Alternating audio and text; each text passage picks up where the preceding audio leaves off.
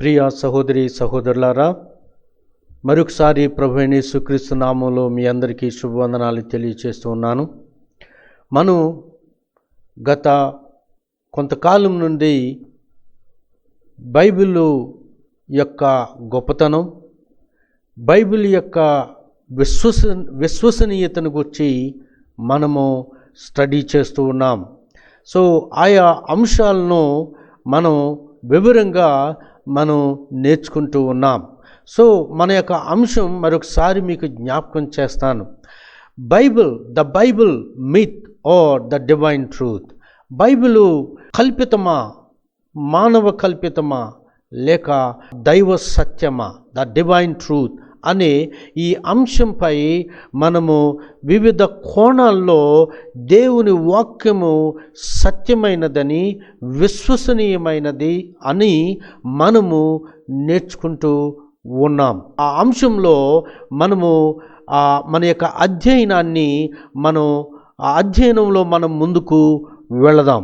So దానికి ముందుగా ఒక వాక్య భాగాన్ని చదువుతాను. దానియేలు గ్రంథం 2వ అధ్యాయం 29వ వచనం మనం చదువుదాం.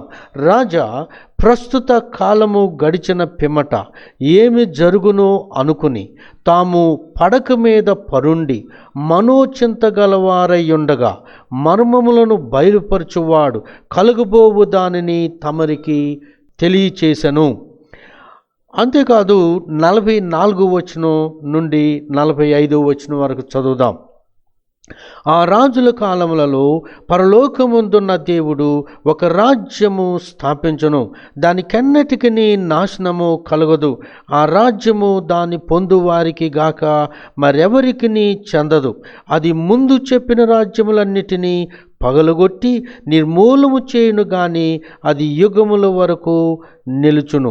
చేతి సహాయము లేక పర్వతము నుండి తీయబడిన ఆ రాయి ఇనుమును, ఇత్తడిని, మట్టిని, వెండిని, బంగారమును పగలగొట్టగా తమరు చూచితిరే. ఇందువలన మహాదేవుడు ముందు జరగబోవు సంగతి రాజునకు తెలియచేసి ఉన్నాడు. కల నిశ్చయము, దాని భావం నమ్మదగినది అని దానియేలు రాజుతో చెప్పాను. ప్రియ దేవుని బిడ్డలారా, దేవుడు ఈ యొక్క వాక్యాన్ని మన వినికిడిలో దీవించునుగాక. మనము దానియేలు గ్రంథం 2వ అధ్యాయంలో నుండి దేవుని యొక్క ప్రవచనం ఎలాగూ చరిత్రలో నెరవేర్చబడిందో, ఈ ప్రపంచ చరిత్రలో, ఈ ప్రపంచ కాలమానంలో ఎలాగూ దేవుని యొక్క ప్రణాళిక, దేవుని యొక్క ఉన్నత ఉద్దేశము ఎలాగూ ఈ లోకంలో జరిగి ఉన్నదో మనం స్టడీ చేస్తున్నాం, అధ్యయనం చేస్తూ ఉన్నాం. సో అతి ప్రాముఖ్యమైనటువంటి విషయాన్ని వీటన్నిటిని బట్టి మనం ఆలోచించినప్పుడు మనం ఏం తెలుసుకోవాలి అని అంటే, ఈ యొక్క ప్రపంచంపై, ఈ లోకములో దేవుని యొక్క ఆధిపత్యము, ఆయన ప్రభుత్వము, ఆయన రాజ్యము, ఆయన సంకల్పము జరుగుచున్నది, మానవుని యొక్క సంకల్పము కాదు అనేది మనము అర్థం చేసుకోవాలి. మనం దానియేలు గ్రంథం 2వ అధ్యాయం నుండి మనం నేర్చుకుంటూ ఉన్నాం. నెబుకద్నెజరు, బబులోను చక్రవర్తి అయినటువంటి నెబుకద్నెజరుకు కళ రావటం జరిగింది. ఆ కళను చెప్పువారు ఎవరు కూడా చెప్పలేకపోయారు, ఆ కళను, ఆ కళ యొక్క భావమును. అయితే నెబుకద్నెజరుకు తెలుసు, ఈ యొక్క కళ చాలా విశిష్టమైంది, చాలా ప్రాముఖ్యమైంది, దాని యొక్క భావం ఏంటో నేను తెలుసుకోవాలి అని ఆ నెబుకద్నెజరు ఆసక్తి కలిగి ఉన్నాడు. సో చాలా కలత చెంది ఉన్నాడు. ఆ కళ ఏదో గూఢార్థం ఉంది, అది మామూలుగా యాక్సిడెంటల్గా అది వచ్చింది కాదు, అందులో ఎంతో గూఢార్థం ఉంది, అది నేను తెలుసుకోవాలి అని నెబుకద్నెజరు ఆలోచించాడు. కాబట్టి దాని భావం తెలుసుకోవాలని, ఆ కళ భావాన్ని తెలుసుకోవాలని ఆ జ్ఞానులను, గారడి విద్య గలవారును వీరందరినీ పిలిచినప్పుడు వారెవరు కూడా చెప్పలేకపోయారు. చివరికి దానియేలు ఆ కళను, ఆ కళ భావాన్ని చెప్పగలిగాడు. దానియేలు మాత్రము ఆ కళను, ఆ కళ భావాన్ని చెప్పగలిగాడు. అయితే ఆ కళను ఆల్రెడీ కొంత మట్టుకు మనం నేర్చుకున్నాము. సో ఆ భావాన్ని మనము ఈ యొక్క సమయంలో మనం ఆలోచన చేద్దాం. ఆ కళ యొక్క భావం ఏమనగా, రాజు తన కళలో ఒక బ్రహ్మాండమైనటువంటి భయంకరమైన రూపము కలిగినటువంటి ఒక ప్రతిమను నెబుకద్నెజరు చక్రవర్తి, బబులోను చక్రవర్తి అయిన నెబుకద్నెజరు చూశాడు. ఆ బ్రహ్మాండము భయంకర రూపము కలిగినటువంటి ఆ ప్రతిమ, ఆ శిరస్సు భాగము, తల భాగము మేలిమి బంగారముతోనూ, తర్వాత ఈ భుజభాగము, ఈ ఛాతి భాగము వెండితోనూ, ఆ తర్వాత ఉదర భాగమును ఈ భాగము ఇత్తడితో, ఇత్తడి లోహముతో చేయబడినట్టుగాను, తర్వాత మోకాళ్ళు, తర్వాత పాదములు ఇనుము, మోకాళ్ళ వరకు ఇనుము, తరువాత మోకాళ్ళ నుండి పాదముల వరకు ఇనుము, ఆ ఇనుము మట్టితో చేయబడినటువంటి ఈ వివిధ లోహములతో తయారు చేయబడినటువంటి ఒక భయంకర రూపము కలిగినటువంటి ప్రతిమ, ఒక గొప్ప ప్రకాశవంతమైన బ్రహ్మాండమైనటువంటి ప్రతిమను నెబుకద్నెజరు తన కలలో చూశాడు. దానియేలు చెప్పాడు, రాజా, తాము ప్రస్తుత కాలం గడిచిన పిమ్మట ఏం జరుగునో అనుకుని పడక మీద పరుండి మనోచింతతో మీరు నిద్రకు వెళ్ళారు అని చెప్పాడు దానియేలు. అన్నట్టుగానే రాజు, అవును, నేను మనోచింతతోనే అలా ఆలోచిస్తూ నేను నిద్రకు వెళ్ళాను అని చెప్పాడు. సో అయితే మర్మములను బయలుపరచువాడు కలగబోవు దానిని తమరికి తెలియజేసి ఉన్నాడు అని దానియేలు చెప్పాడు. మర్మాలను, రహస్యాలను, అంధకారములో మరుగునున్నటువంటి సత్యాలను బయలుపరిచేటువంటి వాడు నీకు తెలియచేయడానికే ఈ కళను నీకు చూపించాడు అని దానియేలు చెప్పాడు. సో ఇప్పుడు ఆ యొక్క లోహాలు, ఒక్కొక్క లోహము దేన్ని సూచిస్తుందో మనము ఆలోచన చేద్దాం. ప్రియ దేవుని బిడ్డలారా, ఈ యొక్క ప్రతిమ నాలుగు లోహాలు, బంగారం, వెండి, ఇత్తడి, ఇనుము, తరువాత మట్టి ఇనుముతో మిళితమై తయారు చేసినటువంటి లోహాలతో, ఈ వివిధ లోహాలతో ఈ ప్రతిమ తయారు చేయబడింది. అయితే ఒక్కొక్క శిరస్సు మొదలుకొని పాదముల వరకు వచ్చేసరికి ఆ యొక్క ప్రతిమ లేదా ఆ లోహము విలువను బట్టి తక్కువగా, అంటే బంగారం విలువ ఎక్కువ, వెండి బంగారం కంటే తక్కువ, అలాగే వెండి కంటే ఇత్తడి విలువలో తక్కువ, అలాగే ఇత్తడి కంటే ఇనుము విలువలో తక్కువ, ఇనుము కంటే మట్టి విలువలో తక్కువ. అంటే ఉన్నతమైనటువంటి విలువైన దాని నుండి విలువ తక్కువగా ఆ ప్రతిమలో ఉన్న లోహాలు సూచిస్తా ఉన్నాయి. అంటే దీని అర్థం ఏంటంటే, దేవుని వాక్యం సెలవిస్తుంది, ఆ రాజుల కాలములలో పరలోకమందున్న దేవుడు ఒక రాజ్యమును, ఆ రాజుల కాలంలో అంటే ఆ రాజు, గమనించండి ఈ వచనం 44వ వచనం, ఆ రాజుల కాలములలో, and in the days of this kings and in the days of those kings, ఆ రాజుల కాలములలో అంటే మానవ రాజ్యాలు, మానవ పరిపాలన, మానవ రాజ్యాలను గూర్చి ఇక్కడ మాట్లాడుతూ ఉంది. సో ఈ యొక్క లోహములను బట్టి ఒక్కొక్క లోహం ఒక్కొక్కటి విలువ, అంటే డిసెండింగ్ ఆర్డర్లో, అవరోహణములో, అంటే విలువను బట్టి ఈ యొక్క మానవ పరిపాలన విలువ కట్టబడింది. ఆ యొక్క మానవ పరిపాలన యొక్క విలువను, అంటే ఆ పరిపాలన రాను రాను. ప్రియ దేవుని బిడ్డలారా, ఈ దానియేలు గ్రంథం 2వ అధ్యాయంలో చెప్పబడినటువంటి ఈ కళ యొక్క భావము బైబిల్లో అతి ప్రాముఖ్యమైనటువంటి ప్రవచన వాక్య భాగం ఇది. మానవ రాజ్యాలు ప్రపంచవ్యాప్తంగా ఏకచక్రాధిపత్యంతో ప్రపంచాన్ని ఏలుబడి చేసినటువంటి ఆ రాజ్యాల గురించి చెప్తూ, అలాగే ఈ లోకం క్లైమాక్స్ ఏంటి, అంతమేంటి, సో మానవ రాజ్యాలు ఆరంభమై ఆ తరువాత చివరికి ఈ మానవ రాజ్యాలు ఏమైపోతాయో తెలియచేసేటువంటి అతి గంభీరమైనటువంటి ప్రవచన లేఖన భాగం ఈ భాగం. సో కాబట్టి దయచేసి మీరు చాలా శ్రద్ధగా మీరు పరిశీలనగా ఈ వాక్యాలను అర్థం చేసుకోవాలని నేను కోరుతూ ఉన్నాను.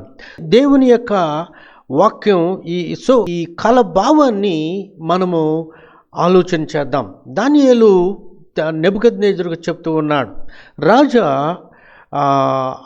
ఈ వివిధ లోహాలతో తయారు చేయబడినటువంటి ఆ గంభీరమైనటువంటి బ్రహ్మాండమైనటువంటి ఆ ప్రతిమ యొక్క ప్రతిమను గూర్చి వివరణిస్తున్నాడు. ఒక్కొక్క లోహం ఒక్కొక్క రాజ్యాన్ని, ఒక్కొక్క మానవ రాజ్యాన్ని సూచిస్తుందని చెప్పాడు. సో మొదటి లోహము మేలిమి బంగారంతో చేయబడినటువంటి లోహం. సో అది దానియేలు చెప్పాడు, రాజా తమరే ఆ బంగారపు ఆ శిరస్సు భాగము తమరే, నీ రాజ్యాన్ని నీ పరిపాలనను సూచిస్తుంది ఈ శిరస్సు. ఆ యొక్క ప్రతిమలో ఉన్న మేలిమి బంగారముతో చేసినటువంటి ఆ యొక్క శిరస్సు భాగము నిన్నే, నీ రాజ్యాన్ని సూచిస్తుంది అని దానియేలు చెప్తూ ఉన్నాడు. సో బబులోను గురించి అంటే ఈ బబులోను గురించి కొన్ని విషయాలు డీటెయిల్ ఒక్కొక్క రాజ్యాన్ని గురించి నేను చెప్తాను, జాగ్రత్తగా గమనించండి. బబులోను BC 626వ సంవత్సరంలో అధికారంలోనికి రావటం జరిగింది. దాదాపు 87 సంవత్సరాలు అధికారంలో ఈ యొక్క బబులోను రాజ్యము ఉంది. ఆ తరువాత ఈ యొక్క బబులోను నినవే అంటే అషూరు రాజ్యాన్ని 612 BCలో ఈ అషూరు రాజ్యాన్ని ఓడించి ఈ బబులోను రాజ్యము అధికారంలోనికి రావటం జరిగింది. అంతే ఆ తరువాత 539 BC పర్షియా మాది పారసీకుల రాజు అయినటువంటి కోరేషు, సైరస్ ద గ్రేట్ కాంక్వర్డ్ బబులోన్ను జయించి ఆ తరువాత మాది పారసీకుల రాజ్యము అధికారంలోనికి రావటం జరిగింది. దానియేలు గ్రంథం 5వ అధ్యాయంలో బెల్షాజరు చక్రవర్తిగా ఉన్నటువంటి దినాల్లో 5వ అధ్యాయంలో చెప్పబడినట్టుగా దేవుడు ఇతని యొక్క రాజ్యాన్ని తీసివేసి మరొకనికి ఇచ్చినట్లుగా మనము చూస్తాము. సో వారు విందు చేస్తూ ఉండగా ఈ యొక్క మాదీలు పారసీకులు యొక్క రాజ్యము ఈ బబులోను దేశాన్ని, బబులోను పట్టణాన్ని ముట్టడించి ఈ బబులోని యొక్క సామ్రాజ్యాన్ని తమ చేతికి తీసుకోవటం జరిగింది.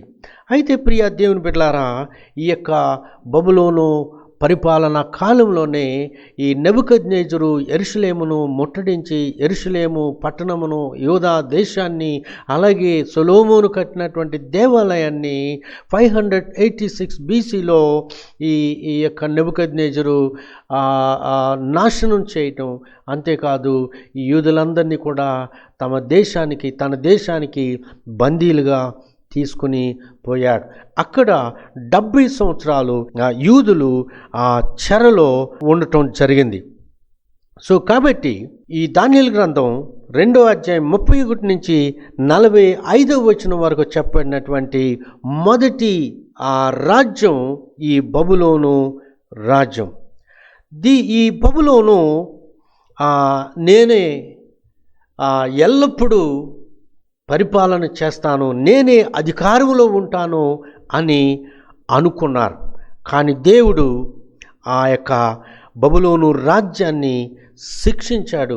దేవుడే ఈ కోరేషు చక్రవర్తిని ఆ దేశము పైకి పంపించినట్టుగా లేఖనము ఇర్మియా గ్రంథం 50వ అధ్యాయంలోను 51వ అధ్యాయం, ఈ 2 అధ్యాయాలు బబులోను యొక్క నాశనం, బబులోను యొక్క అంతమును గురించి 51వ అధ్యాయంలో మనం చూస్తాం. కొన్ని వచనాలు నేను చదువుతాను. ఇర్మియా గ్రంథం 50వ అధ్యాయము 13వ వచనం చూడండి. 50:13 యెహోవా రౌద్రమును బట్టి అది నిర్జనమగును, అది కేవలము పాడై పోవును.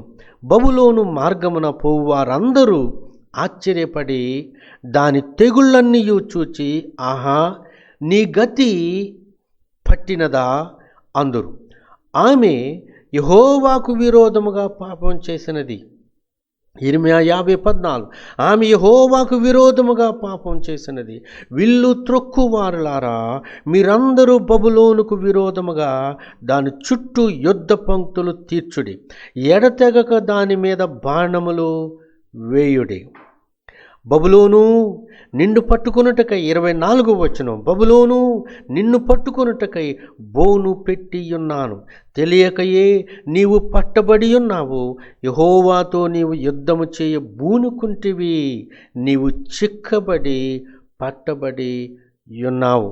ఆలకించుడి, పారిపోయి బబులోను దేశములో నుండి తప్పించుకుని వచ్చుచున్న వారి శబ్దం వినబడుచున్నది.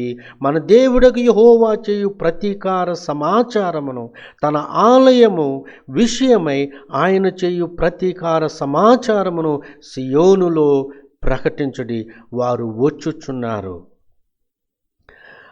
29 బబులోనుకు రండని వీలుకాండను పిలువుడి, విల్లు త్రొక్కువారులారా మీరందరూ దాని చుట్టూ దిగుడి.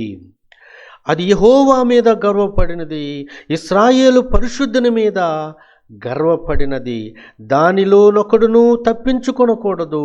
దాని క్రియలను బట్టి దానికి ప్రతీకారం చేయుడి, అది చేసిన పని అంతటిని బట్టి దానికి ప్రతీకారము చేయుడి. ఈ విషయాలన్నీ కూడా దేవుడు ఈ బబులోను చేసినటువంటి భయంకరమైనటువంటి కీడు, ముఖ్యంగా యూదులకు వారు చేసినటువంటి కీడు, నష్టాన్ని, కీడును, వారు చేసినటువంటి భయంకరమైనటువంటి కార్యాలు గురించి దేవుడు నేను ప్రతీకారం చేయుచున్నాను నీ మీద ఓ బబులోను అని చెప్తా ఉన్నాడు. నువ్వు దేవునికి విరోధంగా నువ్వు నిలబడి ఉన్నావు అని చెప్తా ఉన్నాడు. 31వ వచనంలో ప్రభువును సైన్యములకు అధిపతియు నగు యెహోవా వాక్కు ఇదే, గర్విష్ఠుడా నేను నీకు విరోధినై ఉన్నాను, గర్విష్ఠుడా నేను నీకు విరోధినై ఉన్నాను, నీ దినము వచ్చుచున్నది, నేను నిన్ను శిక్షించు కాలము వచ్చుచున్నది అని దేవుడు మాట్లాడుతూ ఉన్నాడు. బబులోను నిర్జనమై కసువు దిబ్బలుగా ఉండును, నక్కలకు నివాస స్థలమగును, అది పాడై ఎగతాళికి కారణముగా ఉండును.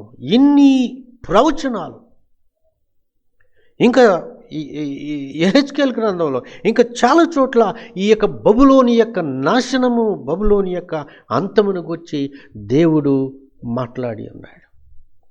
సో ఈ బబులోను తనకున్నటువంటి దానిని బట్టి విస్తారమైనటువంటి బంగారం, విస్తారమైనటువంటి సంపద, బహు ఆశ్చర్యకరంగా భవనాలు, ప్యాలెసెస్, రాజభవనాలు, మందిరాలు వారు కట్టారు.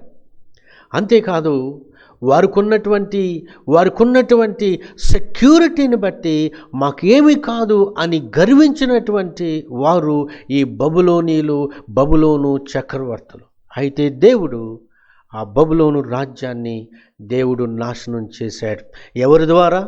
ఆ కోరేషు, సైరస్ ద గ్రేట్, మాది పారసికుల చక్రవర్తి అయినటువంటి కోరేషు ద్వారా దేవుడు ఆ యొక్క బబులోను రాజ్యాన్ని తన స్వాధీనం చేసుకొని మాదీలు పారసీకులు అధికారంలోనికి రావటం జరిగింది. ఇది శిరస్సు భాగం యొక్క వివరణ. మేలిమి బంగారంతో చేసినటువంటి ఆ ప్రతిమలో యొక్క వివరణ. ఆ తరువాత రెండవ రాజ్యం వెండిని సూచిస్తున్నటువంటి రాజ్యం. ఆ రాజ్యం ఏంటంటే మాదీలు పారసీకుల రాజ్యం. మాదీలు పారసీకులు వారు కోరేషు చక్రవర్తి ఆ రాజ్యాన్ని స్థాపించాడు. 550 బీసీలో ఈ యొక్క రాజ్యాన్ని అతను ఎస్టాబ్లిష్ చేయటం జరిగింది. ఆ తరువాత it became one of the largest empires in history, stretching from whole Europe in the west and India's Indus valley. చూడండి, ఈ మాదీ పారసీకుల రాజ్యము, దానియేలు గ్రంథం 5వ అధ్యాయంలో మనం చూస్తాము. బబులోను రాజ్యం అధికారం పోయి ఆ అధికారాన్ని మాదీలు పారసీకులు తీసుకున్నట్టు, అంటే వారు స్వాధీనం చేసుకున్నట్టుగా దానియేలు గ్రంథం 5వ అధ్యాయంలో మనం చూస్తాం. సో కాబట్టి ఈ యొక్క 550 బీసీలో కోరేషు చక్రవర్తి ఈ యొక్క మాదీ పారసీకుల రాజ్యాన్ని స్థాపించాడు. ఈ యొక్క రాజ్యం ఐరోపా, పశ్చిమంగా యూరోప్ అంతటిని, అలాగే ఈ తూర్పు దేశాల్లో ఇండియా వరకు కూడా, సింధు లోయ వరకు కూడా ఈ యొక్క మాదీ పారసీకుల సామ్రాజ్యం లేదా వారు స్వాధీనం చేసుకున్నారు. దాదాపు 200 సంవత్సరాలు ఈ మాదీలు పారసీకులు అధికారంలో ఉన్నారు. అదే కాలంలో ఈ ఎస్తేరు గ్రంథంలో జరిగినటువంటి సంఘటనలన్నీ ఈ మాదీలు పారసీకుల రాజ్య పరిపాలన కాలంలో జరిగాయి. అలాగే నెహేమియా ఈ రాజ్యం నుండి నెహేమియా గ్రంథం కూడా ఇదే సమయంలో రాయబడింది. సో నెహేమియా ఈ యొక్క చక్రవర్తి ఈ యొక్క ప్రభుత్వంలోనే అధికారిగా ఉన్నప్పుడు అతను ఈ యూదులందరూ కూడా 70 సంవత్సరాలు అయిన తర్వాత కోరేషు, మీరు తిరిగి మీ దేశానికి వెళ్ళి తిరిగి మీ దేవుని మందిరాన్ని మీరు కట్టుకోవచ్చు అని వారిని తిరిగి పంపించడం జరిగింది. సో ఈ యొక్క కోరేషు ప్రభుత్వ పరిపాలన కాలంలోనే యూదులు తిరిగి యెరూషలేముకు రావటం, ఆ పడిపోయినటువంటి నాశనం అయిపోయినటువంటి ఆ దేవాలయమును తిరిగి వారు పునర్నిర్మించడం అనేది జరిగింది. సో ఆ తరువాత 330 బీసీలో 350వ సంవత్సరం, బీసీ 330వ సంవత్సరంలో ఈ Greek Veerudu Alexander the great, Alexander తను ఈ మాదీల పారసీకుల రాజ్యాన్ని అతను తన స్వాధీనం చేసుకున్నాడు. అతని చేతిలో వీరు ఓడిపోవటం జరిగింది, మాదీలు పారసీకులు. సో ఈ బంగారం బబులోను రాజ్యం, వెండి ఈ మాదీల పారసీకుల సామ్రాజ్యం. ఇది 200 సంవత్సరాలు అధికారంలో ఉంది ఈ రాజ్యం. అయితే 330 బీసీలో ఈ అలెగ్జాండర్ ద గ్రేట్, అలెగ్జాండర్ వారిని జయించి ఓడించి తన స్వాధీనం చేసుకోవడం జరిగింది మాదీల పారసీకుల రాజ్యాన్ని. సో ఈ విధంగా ఆ తర్వాత 3వ రాజ్యం, మొదటి రాజ్యం బబులోను, 2వ రాజ్యం మాదీ పారసీకుల రాజ్యం, 3వ రాజ్యం గ్రీకు సామ్రాజ్యం. అలెగ్జాండర్ అతను మాసిదోనియా, గ్రీసులోనే మాసిదోనియా ప్రాంతానికి చెందినటువంటి వాడు. అతను అక్కడే జన్మించడం, అతని తండ్రి అతని తండ్రి పేరు ఫిలిప్పు. సో అతను అరిస్టాటిల్, ప్లేటో, సోక్రటీస్ వీరు గ్రీకు తత్వజ్ఞానులలో ఎంతో ప్రాచుర్యము పొందినటువంటి తత్వజ్ఞానులు. సో వారిలో అరిస్టాటిల్ అనేటువంటి ఆయన చాలా ప్రముఖమైనటువంటి తత్వజ్ఞాని. అతని యొద్ద ఇతను స్టూడెంట్గా చేరటం జరిగింది. తన తండ్రి అయినటువంటి ఫిలిప్ అరిస్టాటిల్ దగ్గరికి తన కుమారుడైనటువంటి అలెగ్జాండర్ను పంపించడం జరిగింది. సో అలెగ్జాండర్ అతని దగ్గర విద్యను అభ్యసించాడు. అయితే ఇన్ 331 BC 331లో ఈ అలెగ్జాండర్ మహాచక్రవర్తి ఏం చేశాడంటే ఆ సమయంలో మాది పారసీకుల రాజ్యాన్ని దర్యావేషు చక్రవర్తిగా ఉన్న దినాల్లో ఈ అలెగ్జాండర్ మహాచక్రవర్తి ఈ దర్యావేషును ఓడించి మాదీల పారసీకుల రాజ్యాన్ని తన స్వాధీనం చేసుకున్నాడు. అయితే అతను వెస్టర్న్ వరల్డ్ కూడా, అంటే పాశ్చాత్య దేశాలన్నిటినీ కూడా తన స్వాధీనం చేసుకున్నాడు. ఆ తరువాత 32వ ఏట 323 BC 323వ సంవత్సరం 32వ ఏట అతని వయసు 32 సంవత్సరాలు. అప్పుడు అతను చనిపోయాడు. ఆ తరువాత అతని యొక్క రాజ్యము తన యొక్క 4 జనరల్స్, 4 టాప్ జనరల్స్కి తన యొక్క రాజ్యం విభాగించబడింది. ఒక భాగాన్ని మాసిదోనియా ప్రాంతాన్ని ఒక జనరల్ పరిపాలన చేయటం జరిగింది. రెండవ వ్యక్తి ఏషియా మైనర్ ప్రాంతం అతని చేతికి వెళ్ళటం జరిగింది. టర్కీ ప్రాంతం, ఏషియా మైనర్ అంటే టర్కీ, మాసిదోనియా అంటే ఇప్పుడు గ్రీస్ దేశంగా పిలువబడుతుంది. ఆ తరువాత సిరియాను మరొక జనరల్ పరిపాలన చేయటం, 4వది ఐగుప్తు దేశాన్ని మరొక జనరల్ పరిపాలన చేయటం జరిగింది.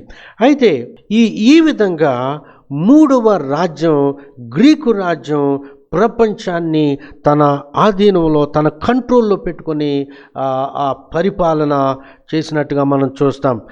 అలెగ్జాండర్ మహాచక్రవర్తి గురించి మీకు తెలుసు, చాలా మట్టుకు తెలుసు. సో జస్ట్ బ్రీఫ్ ఇన్ఫర్మేషన్ నేను ఇస్తా ఉన్నాను ఒక్కొక్క రాజ్యం గురించి.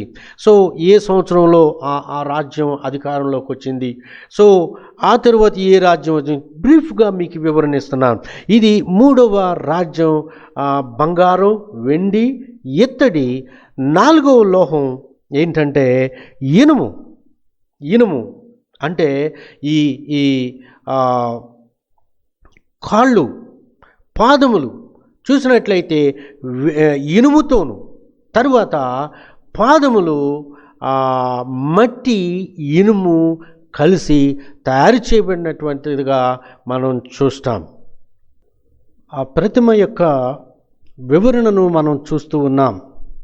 మేలిం బంగారం శిరస్సు బబులోను రాజ్యాన్ని సూచిస్తుందని, ఏ విధంగా బబులోను రాజ్యం అధికారంలోకి వచ్చి ఏ విధంగా బబులోను రాజ్యం పతనమైపోయిందో మనం చూసాం. 2వ రాజ్యం భుజభాగము వెండితో తయారు చేయబడిన భుజభాగము, ఈ రొమ్ము భాగము. సో వెండితో తయారు చేయబడినటువంటి వెండి లోహముతో చేయబడినటువంటి భాగము, అది 2వ రాజ్యము. ప్రపంచవ్యాప్తంగా పరిపాలన చేసిన 2వ రాజ్యం మాది పారసీకుల రాజ్యం ఎలాగూ అధికారంలోకి వచ్చిందో, ఎలాగూ ఆ రాజ్యం కూడా పతనమైపోయిందో మనం చూస్తాం. ఇప్పుడు బబులోను రాజ్యం గురించి ఎవరికైనా చెప్తే ఎవరికి తెలియదు, దాని ఆనవాలు లేదు. సో వాళ్ళ అధికారం లేదు, వాళ్ళ ప్రభుత్వం లేదు. అలాగే మాదీలు పారసీకులు. 3వ రాజ్యం అలెగ్జాండర్ మహాచక్రవర్తి గ్రీకు రాజ్యం. ఆ గ్రీకు రాజ్యం ఏ విధంగా వచ్చిందో, ఏ విధంగా ఆ రాజ్యం పతనమైపోయిందో మనం చూసాం. అలెగ్జాండర్ మహాచక్రవర్తి అతను మహావీరుడు, ఎంతో యుద్ధ నైపుణ్యత కలిగినటువంటి వాడు. అతను ఏ యుద్ధంలో కూడా ఓడిపోలేదు. కానీ చివరికి చాలామంది చరిత్రకారులు అంటారు, జ్వరంతోనో, టైఫాయిడ్తోనో, మలేరియా జ్వరంతోనో చనిపోయాడు అని చరిత్రకారులు చెప్తారు. బట్ క్లారిటీ లేదు, లేదా విషం పాయిజన్ విషం పెట్టి ఆయన చంపేశారని విషం ఇచ్చి అని అంటారు. ఏదేమైనా కానీ 32 సంవత్సరాలు అతి చిన్న వయసులో 16వ ఏటనే అతను యుద్ధానికి వెళ్ళటం జరిగింది. కానీ 32వ ఏట అతను చనిపోయాడు. కానీ సో ఆ విధంగా అతని యొక్క గ్రీకు రాజ్యం అంతమైపోయింది. 4వ రాజ్యం ఇనుము రాజ్యం. ఆ రాజ్యం ఏమనగా రోమా రాజ్యం. రోమా రాజ్యం 4వ రాజ్యాన్ని, చివరి రాజ్యాన్ని సూచిస్తూ ఉంది. మధ్యలో ఐగుప్తు రాజ్యము, సిరియా రాజ్యము, ఐగుప్తు రాజ్యము వారి పరిపాలన చేశారు. ఐగుప్తు రాజ్యం 200 సంవత్సరాలు BC 200లోను, అలాగే సిరియా రాజ్యము BC 100 ఆ కాలంలో వారు పరిపాలన చేయటం జరిగింది. అయితే ఈ 4వ అతి ప్రాముఖ్యమైనటువంటి రాజ్యము రోమా రాజ్యం. ఈ రోమా రాజ్యం BC 50వ సంవత్సరంలో జూలియస్ చక్రవర్తి, సీజర్ చక్రవర్తి ఆయన ఈ యొక్క రోమా సామ్రాజ్యాన్ని ఆరంభించాడు. ఆ తరువాత అతని యొక్క రాజ్యం ప్రపంచమంతా కూడా వ్యాపించింది. దానియేలు గ్రంథం 2వ అధ్యాయం 40వ వచనంలో మనం చూస్తాం. అలాగే దానియేలు గ్రంథం 7వ అధ్యాయం 7వ వచనంలో కూడా, 7వ అధ్యాయంలో కూడా దానియేలుకు వచ్చినటువంటి ఆ దర్శనంలో ఈ యొక్క రోమా రాజ్యాన్ని గురించి చెప్పబడింది. సో ఆ తరువాత 44 BCలో జూలియస్ సీజర్ హత్య చేయబడ్డాడు. ఆ తరువాత అతని యొక్క నెఫ్యూ అగస్టస్ సీజర్ అతను చక్రవర్తి అవటం జరిగింది. ఈ రోమా సామ్రాజ్యాన్ని అదే కాలంలో ప్రభు ఈ సీజర్ అగస్టస్ కాలంలోనే ప్రభు ఈ లోకంలో ఆయన జన్మించడం జరిగింది. సో అదే సమయంలో హేరోదు యూదా దేశానికి ఒక పెట్టి కింగ్గా అతను పరిపాలన చేస్తూ ఉన్న దినాల్లో ప్రభు ఈ లోకంలో మానవ అవతారమైతే ఆయన ఈ లోకంలో జన్మించడం మనం చూస్తాం. సో ఆ విధంగా ఏం జరిగిందంటే ఇనుము ఈ యొక్క రోమా సామ్రాజ్యాన్ని సూచిస్తూ ఉంది. ఇనుము గట్టిదనం, అది చాలా గట్టిగా ఉంటుంది. అలాగే ఈ రాజ్యం, రోమా రాజ్యం కూడా చాలా గట్టిదై చాలా కాలం పరిపాలన చేసినట్టు, దాదాపు 400 సంవత్సరాలు వీరు ప్రపంచాన్ని ఏలుబడి చేశారు. సో ఆ విధంగా ఈ 4 రాజ్యాలు, బబులోను రాజ్యం, మాది పారసీకుల రాజ్యం, ఆ తర్వాత గ్రీకు రాజ్యం, ఆ తర్వాత 4వ రాజ్యం రోమా రాజ్యం.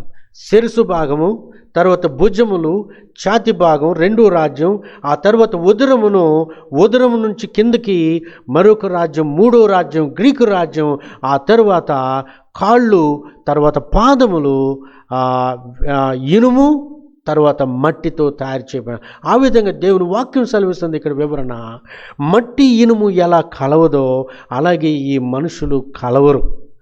వారిలో తేడాలు ఉంటాయి, పొసగదు అని దేవుని వాక్యం. అలాగే ఈ రాజ్యం దాని అర్థం ఏంటంటే మానవ రాజ్యాలు. ఈనాడు ప్రపంచ దేశాలన్నీ కూడా యునైటెడ్గా ఉండాలని, ఐక్యంగా ఉండాలని, వ్యాపారం విషయంలోనూ, ట్రేడింగ్ విషయంలోనూ అనేక విషయాల్లో కలిసి ఉండాలని అనుకుంటారు. కానీ వాస్తవానికి ఒకరికొకరు పొసగదు అని దేవుని వాక్యం సెలవిస్తుంది. బంగారం మొదలుకొని ఇనుము, మట్టితో అంతమైంది ఈ యొక్క చివరిగా. అంటే ఇవన్నీ కూడా ఈ 4 రాజ్యాలు మానవ రాజ్యాల్ని, మానవ తత్వాన్ని, మానవ పరిపాలన తత్వాన్ని సూచిస్తూ ఉన్నాయి. అంటే బంగారంతో మొదలు కింద ఇనుము, మట్టి అంటే మానవ రాజ్యం అంతకంతకు దిగజారిపోతుందని, విలువలో అది దిగజారిపోతుందని, వారి ప్రభుత్వాలు, వారి అధికారాలు, వారి యొక్క పద్ధతులు దిగజారిపోతున్నట్టుగా దేవుని వాక్యము సూచిస్తూ ఉంది. అయితే మరొక ప్రాముఖ్యమైనటువంటి విషయం ఏంటంటే దేవుని వాక్యం 2వ అధ్యాయం 44 దేవుని వాక్యం చెప్తుంది, ఆ రాజుల కాలములలో పరలోకమందున్న దేవుడు ఒక రాజ్యాన్ని స్థాపిస్తాడు. సో నెబుకద్నెజరు ఆ కలలో ఆ ప్రతిమను చూస్తూ ఉండగా చేతి సహాయం లేకుండా ఒక రాయి వచ్చి ఇనుము మట్టితో చేయబడిన ఆ పాదములను కొట్టినప్పుడు ఈ యొక్క ప్రతిమ ముక్కలైపోవడం, ఆ రాయి ఈ ప్రతిమను కళ్ళములో చెత్త వలె దంచినప్పుడు ఆ తరువాత గాలికి అది లేకపోయాను అని ఇక్కడ రాయబడి ఉన్నది. అంటే ఆ యొక్క రాయి చేతి సహాయం లేకుండా వచ్చినటువంటి రాయి యేసు ప్రభు.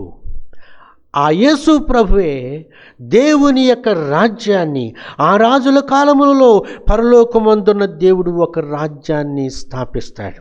దీని అర్థం ఏంటంటే, సో ఈ యొక్క ప్రపంచంలో ఈ లోకము, ఈ వరల్డ్, ఈ లోకము దేవుని యొక్క అధీనములో, దేవుని అధికారం చొప్పున నడుస్తూ ఉంది. చివరికి ఆయన కంట్రోల్లో ఉంది. చివరికి దేవుడు ఆఖరిగా ఈ మానవ రాజ్యాలు, ప్రభుత్వాలన్నీ తొలగించి దేవుడే తన ప్రభుత్వాన్ని ఆయన స్థాపిస్తాడు, ఆయన రాజ్యాన్ని స్థాపిస్తాడు. ఆ రాజ్యము చూడండి, ఆ రాజుల కాలములలో పరలోకమందున్న దేవుడు ఒక రాజ్యాన్ని స్థాపిస్తాడు. అంటే ఈ మానవ రాజ్యాలన్నిటినీ అంతం చేసి దేవుడు తన రాజ్యాన్ని స్థాపిస్తాడు. మార్కు సువార్త 1వ అధ్యాయము 15 వచనంలో దేవుని వాక్యం ఇలా సెలవిస్తుంది, కాలము సంపూర్ణమైంది, దేవుని రాజ్యము సంపూర్ణమైంది. దేవుని రాజ్యం సమీపించి ఉన్నది. కాలం సంపూర్ణమైంది అంటే ఈ యొక్క అన్యజనుల కాలము సంపూర్ణమైంది. ఈ మానవ ప్రభుత్వాల కాలము సంపూర్ణమైంది. దేవుని రాజ్యము సమీపించి ఉన్నది. కాబట్టి మారు మనసు పొందండి. సువార్తను నమ్మి మీరు మారు మనసు పొందండి అని ప్రభు చెప్పినటువంటి ఆయన యొక్క బోధల్లో ఆరంభంలో, స్టార్టింగ్లోనే ఆయన చేసినటువంటి ప్రసంగం ఏంటంటే కాలం సంపూర్ణమైంది. ఏంటి ఆ కాలము అనంటే మానవ పరిపాలన కాలము, మానవ రాజ్యాల కాలము సంపూర్తి అయింది, పరిపూర్ణమయ్యాయి. ఇప్పుడు దేవుని రాజ్యం రాబోతుంది. దేవుని రాజ్యం సమీపించి ఉన్నది. కాబట్టి మారు మనసు పొందుడి అని దేవుని వాక్యం సెలవిస్తూ ఉంది. చూసారా ప్రియా దేవుని బిడ్డలారా, ప్రవచనం, దేవుని యొక్క ప్రవచనం ఎంత యథార్థమైందో. మరొక చోట దేవుని వాక్యం సెలవిస్తుంది, when the fullness of the time has come, కాలము సంపూర్ణమైనప్పుడు దేవుడు తన కుమారుణ్ణి ఈ లోకములోనికి పంపించను అని దేవుని వాక్యం సెలవిస్తూ ఉంది. మత్తయి సువార్తలో పదే పదే సువార్తల్లో దేవుని రాజ్యం, దేవుని రాజ్యం, the Kingdom of God, the Kingdom of God, the Kingdom of God, దేవుని రాజ్యం, దేవుని రాజ్యం, దేవుని రాజ్యం అని అనేక మార్లు చెప్పబడింది. అంటే దేవుని రాజ్యం రాబోతుంది. దేవుని యొక్క అధికారం, దేవుని యొక్క ప్రభుత్వం రాబోతూ ఉంది. సో ఇక్కడ దేవుని వాక్యం సెలవిస్తుంది 44వ వచనంలో, దానికెన్నటికి నీ నాశనము కలగదు. దేవుడు స్థాపించబోయే రాజ్యానికి ఎన్నటికీ నాశనము కలగదు. ఆ రాజ్యము దాన్ని పొందిన వారికే కాక మరెవరికి చెందదు. దాని అర్థం ఏంటంటే ఎవరు పడితే వాళ్ళు దేవుని రాజ్యంలో ప్రవేశించడానికి లేదు.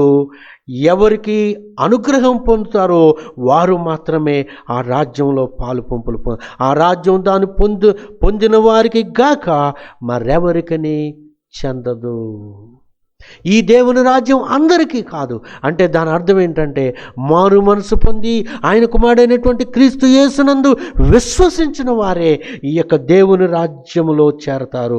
అది ముందు చెప్పిన రాజ్యములన్నిటినీ పగులగొట్టి, అది ముందు చెప్పిన రాజ్యములన్నిటినీ పగులగొట్టి నిర్మూలము చేయును, కానీ అది యుగముల వరకు నిలుచును. ముందు చెప్పబడినటువంటి ఈ బబులోను రాజ్యం కానీ, మాది పారసీకుల రాజ్యం కానీ, గ్రీకు రాజ్యం కానీ, రోమా రాజ్యం కానీ, ఈ రాజ్యం ముందు చెప్పిన రాజ్యములన్నిటినీ,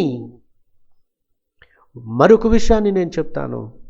ఇప్పుడు ఈ యొక్క ప్రతిమలోని ఆఖరి భాగం ఇనుము మట్టి పరిపాలన కాలంలో మనం ప్రస్తుతము ఉన్నాం. ఇప్పుడు రోమారాజ్యం లేదు, రోమారాజ్యం అంతరించిపోయింది. మరలా రివైవ్ అవుతుందని పరిశుద్ధ గ్రంథం చెప్తా ఉంది. సో ప్రియ దేవుని బిడ్డలారా, ఈ కాలంలో ఉన్నాము కాబట్టి ఈ యొక్క ప్రపంచ టైం టేబుల్ను సూచిస్తున్నటువంటి ఈ ప్రవచనం అంటే లోక ఆరంభం, మానవ రాజ్యాల ఆరంభం, తర్వాత అంతం ఎలాగవుతుందో, క్లైమాక్స్ ఎలాగవుతుందో తెలియచేసేటువంటి ఈ అతి గంభీరమైనటువంటి ప్రవచనం ఈ 2వ అధ్యాయం, దానియేలు గ్రంథం 2వ అధ్యాయం. సో కాబట్టి ఆ ముందు చెప్పిన రాజ్యములన్నిటినీ ఈ రాయి పగలగొట్టి నిర్మూలము చేయును. అంటే ఈ దేవుని యొక్క రాజ్యం నిర్మూలన చేయను, కానీ అది యుగముల వరకు, దేవుని రాజ్యము యుగముల వరకు నిలుచును. చేతి సహాయము లేకుండా తీయబడినటువంటి ఆ రాయి ఇనుము, ఇత్తడి, మట్టి, వెండిని, బంగారును పగలగొట్టినట్టుగా రాజా మీరు చూశారు కదా. ఇందువలన మహాదేవుడు ముందు జరగబోవు సంగతి రాజునకు తెలియచేసి ఉన్నాడు. గమనించండి, ముందు జరగబోవు సంగతిని రాజునకు తెలియచేసి ఉన్నాడు. అంటే ఇదంతా ఏంటంటే భవిష్యత్తులో జరగబోయే దానిని నెబుకద్నెజరుకు దేవుడు చూపించాడు. సో ముందు జరగబో సంగతిని రాజునకు తెలియజేస్తున్నాడు. కల నిశ్చయము దాని భావము నమ్మదగినది అని దానియేలు చెప్పాడు. కల నిశ్చయము దాని భావం నమ్మదగినది, ఇది ఖచ్చితంగా జరుగుతుంది అని దానియేలు చెప్పాడు. అలాగే ప్రపంచ చరిత్రలో ఈ రాజ్యాలన్నీ ఒకటిగా రావడం, అధికారంలోకి రావడం, అవి పతనమైపోవడం మనం చూసాము. ఇప్పుడు ఆఖరిగా ఈ ప్రపంచం యొక్క టైం టేబుల్ లేదా ఆ కాలం, ఆఖరి కాలంలో, ఆఖరి దినాల్లో ఈ ప్రపంచం ఉంది. ఏదో ఒక క్షణమున, ఏదో ఒక దినమున అకస్మాత్తుగా మనుషుడు అనుకున్నటువంటి సమయంలో దేవుడు తన కుమారుణ్ణి ఈ లోకంలోనికి రెండోసారి పంపించి అప్పుడు దేవుడు తన రాజ్యాన్ని స్థాపిస్తాడు. ఆల్రెడీ ఆయన మొదటి రాకడలో వచ్చినప్పుడు అన్నాడు, కాలం సంపూర్ణమైంది. అంటే అన్యజనుల కాలము, మానవుల పరిపాలన కాలము సంపూర్ణమైంది. ఇప్పుడు దేవుడు తన రాజ్యాన్ని స్థాపించబోతూ ఉన్నాడు. అది అందరికీ చెందదు.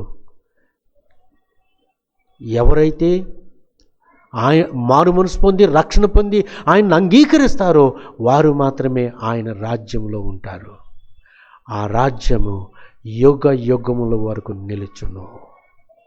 మానవ రాజ్యాలు తాత్కాలికమైనవి, మానవ అధికారములు తాత్కాలికమైనవి, టెంపరరీ. కానీ దేవుని యొక్క దేవుని రాజ్యము అది యుగముల మట్టుకు నిలిచి ఉండేటువంటి రాజ్యం. ఆ రాజ్యములో నువ్వు ఉంటావా? ఆ రాజ్యములో నువ్వు ప్రవేశిస్తావా? ఆ రాజ్యంలో నువ్వు ఉండటానికి, ఆ రాజ్యంలో నువ్వు ప్రవేశించడానికి ఒకే ఒక పని చేయాలి. అదేంటంటే యేసుక్రీస్తు ప్రభువును నువ్వు అంగీకరించాలి. ఎవరు పడితే వాడు ఆ రాజ్యంలో ఉండడు, ఆ రాజ్యంలోనికి వెళ్ళడానికి లేదు. దేవుడు ఒక నియమము, ఒక మధ్యవర్తిని పంపించాడు. ఆయనే యేసుక్రీస్తు ప్రభు అనున్నరుడు. ఆయనను అంగీకరించి ఆయన యందు విశ్వసించినటువంటి వారు ఆ దేవుని రాజ్యంలో ప్రవేశిస్తారు. ప్రియ దేవుని బిడ్డలారా, ఈ దేవుడు స్థాపించబోయే రాజ్యం అది ఎన్నటికీ పాడు కాదు, నాశనము కాదు. అది యుగముల మట్టుకు నిలిచి ఉండేటువంటి రాజ్యము దేవుని యొక్క రాజ్యము. చూడండి ఎంత గంభీరమైనటువంటి ప్రవచనం దేవుడు దానియేలు ద్వారా నెబుకద్నెజరుకు తెలియచేశాడు. ఉన్నది ఉన్నట్టుగా అక్షరాల ఇది ప్రపంచ చరిత్రలో ఈ కళలో చెప్పబడినటువంటి విషయాలన్నీ కూడా నెరవేర్చబడినవి. ఇంకా చివరిగా ఒకటి, దేవుని యొక్క రాకడ, క్రీస్తు యొక్క రెండవ రాకడలో దేవుని యొక్క రాజ్యం స్థాపించబడిపోతుంది. అది ఎన్నడో తెలియదు, అది ఎప్పుడో తెలియదు. ఆయన రాకడ దొంగ వచ్చినట్లు జరుగును అని దేవుని వాక్యం. ఆయన వచ్చాడు అనంటే దేవుని యొక్క రాజ్యము స్థాపన జరుగుతుంది. అంతేకాదు ప్రియా దేవుని బిడ్డలారా, ఇప్పుడు ఆత్మ సంబంధంగా తన రాజ్యాన్ని దేవుడు కడుతూ ఉన్నాడు. కడుతూ ఉన్నటువంటి ఆ రాజ్యమే సంఘం.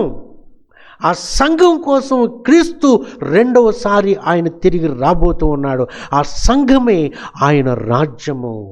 ఆ సార్వత్రిక సంఘమే ఆయన రాజ్యం. ఆ సంఘం కొరకు ఆయన రాబోతూ ఉన్నాడు. సహోదరి సహోదరుడా, నీ సంగతి ఏంటి? ఈ రాయి క్రీస్తు. చేతి సహాయం లేకుండా వచ్చినటువంటి ఈ రాయి ఆ ప్రతిమను నాశనం తుత్తినేలుగా చేసింది. అంటే ఈ యొక్క రాయిని గురించి ఇంకా చాలా విషయాలు బైబిల్లో ఉన్నాయి. నేను వచ్చే ఎపిసోడ్లో ఈ రాయిని గురించి నేను చెప్తాను. ఈ రాయి చాలా డీటెయిల్గా కొన్ని వచనాలు చూసి మనం చదువుదాం. ఈ రాయిని గురించి ఇంకా లోతుగా ఈ రాయిని గురించి మనం స్టడీ చేద్దాము. అయితే ప్రియా దేవుని బిడ్డలారా, మన అంశం బైబిల్ కల్పితమా దైవ సత్యమా అనే అంశంపై మనం నేర్చుకుంటున్నాము. ఇదిగో ఈ యొక్క చరిత్ర, నెబుకద్నెజరుకు వచ్చినటువంటి కళ, ఆ కళ యొక్క భావం దానియేలు చెప్పాడు. ఇలా జరుగుతుంది, నీకు నీ తర్వాత ఎలాగూ జరుగుతుంది. దేవుడు దాన్ని నీకు చూపించాడు, జరగబోయే దానిని అని చెప్పినట్టుగా ఈ యొక్క రాజ్యాలు వస్తాయి అధికారంలోనికి, ఈ రాజ్యాలు అంతమైపోతాయి అని చెప్పాడు. అన్నట్టుగానే ఒక్కొక్క రాజ్యం రావడం, అధికారంలోనికి రావడం, సముద్ర కెరటు ఎలాగో ఎంత స్పీడ్గా వచ్చుద్దో అంతే స్పీడ్గా అది వెనక్కి వెళ్ళిపోతుంది. అలాగే ఈ రాజ్యాలు అంత స్పీడ్గా వచ్చాయి అధికారంలోనికి, హెచ్చించబడ్డాయి, చివరికి అవి నాశనం అయిపోయాయి. కానీ రాజ్యం అది ఎన్నటికీ నాశనం కాదు. చెప్పినట్టుగా జరిగింది. కాబట్టి బైబిల్ కల్పితం కాదు, బైబిల్ దేవుని యొక్క దైవ సత్యం. ఈ బైబిల్ గ్రంథంలో ఒక సున్నా కానీ ఒక పొల్లు కానీ తప్పిపోదు అని ప్రభు సెలవిచ్చి ఉన్నాడు. హల్లెలూయా. సో కాబట్టి ఈ బైబిల్ను మనం నమ్ముదాం. ఈ బైబిల్ నమ్మి, ఈ బైబిల్ను చదివి, ఆ యొక్క సత్యాలను మన జీవితంలో అనుకరించి ఆ సత్యమందు మన జీవితాలని కట్టుకొనడమే దేవుడు మన విషయంలో ఆయన ఆశిస్తున్నాడు, ఎక్స్పెక్ట్ చేస్తూ ఉన్నాడు. ఇన్ని మాటలు విన్న సహోదరి సహోదరుడా, మరి దేవుని వాక్యం కల్పితం కాదు, అది యథార్థము అని చరిత్రలో, మానవ చరిత్రలో ఎలాగో ఒక్కొక్క విషయం మరి ఫుల్ఫిల్ అవుతూ వస్తూ ఉన్నాయో మనం డీటెయిల్గా మనం చూసాము. కాబట్టి సహోదరి సహోదరుడా, మరి ఈ వాక్యానికి ఇదిగో నీకే నువ్వు ఈ వాక్యానికి సమర్పించుకొని ఈ వాక్యం నందు విశ్వసిస్తావా? ఆ వాక్యమే క్రీస్తు, ఆ క్రీస్తే ఈ రాయి. ఈ బండ మీద నా సంఘమును కట్టదును, దాని ఎదుట పాతాళలో ఒక ద్వారము నిలువు. ఆ బండ క్రీస్తు, ఆ క్రీస్తు నందు నువ్వు విశ్వసిస్తావా? లేకపోతే ఇంకా నువ్వు మూర్ఖంగా అలాగే నీ జీవితాన్ని కొనసాగిస్తావా? నువ్వు పరీక్షించుకొని, ఇది ఒక దేవుని సేవకుడిగా నిన్ను కోరుతూ ఉన్నాను. రా, ఈ సత్య వాక్యానికి నమ్ము, ఈ వాక్యానికి నిన్ను నువ్వు అప్పగించుకోవాలని నిన్ను ఆహ్వానిస్తూ ఉన్నాను. అట్టి కృప దేవుడు అనుగ్రహించునుగాక. ఆమేన్. ప్రార్థన చేద్దాం. ప్రేమ కలిగిన మా ప్రియ పరలోకపు తండ్రి, కనికర సంపన్నుడా, నీ పాదములకు వందనాలు, స్తుతులు, స్తోత్రములు చెల్లిస్తున్నాం ప్రభువా. ఈ యొక్క వాక్యము ద్వారా ప్రభువా మాతో ఎన్నో విషయాలు మాకు తెలియచేసావు నాయన. అది కల్పితం కాదని, యథార్థము అని, ఎలాగూ చరిత్రలో నాయన తండ్రి జరిగాయో ప్రభువా మా కళ్ళ ముందు ప్రభు అనేక విషయాలు మేము చూసాము, చరిత్ర చదువుతూ ఉన్నాము తండ్రి. నీ వాక్యం యథార్థమైనది, అది నిర్మలమైనది. ప్రభువా, మీరు సహాయం చేయండి. ఎంతమంది ఈ వాక్యాన్ని వింటున్నారో మీరు వారిలో కనువిప్పు, ఒప్పుదలను, కన్విక్షన్ మీరు దయచేసి నీ వాక్య సత్యానికి తాము అప్పగించుకున్నట్లు సహాయం చేయమని యేసు నామములో అడిగి వేడుకుంటున్నాం మా తండ్రి. Amen, amen, amen. God bless you. Thank you.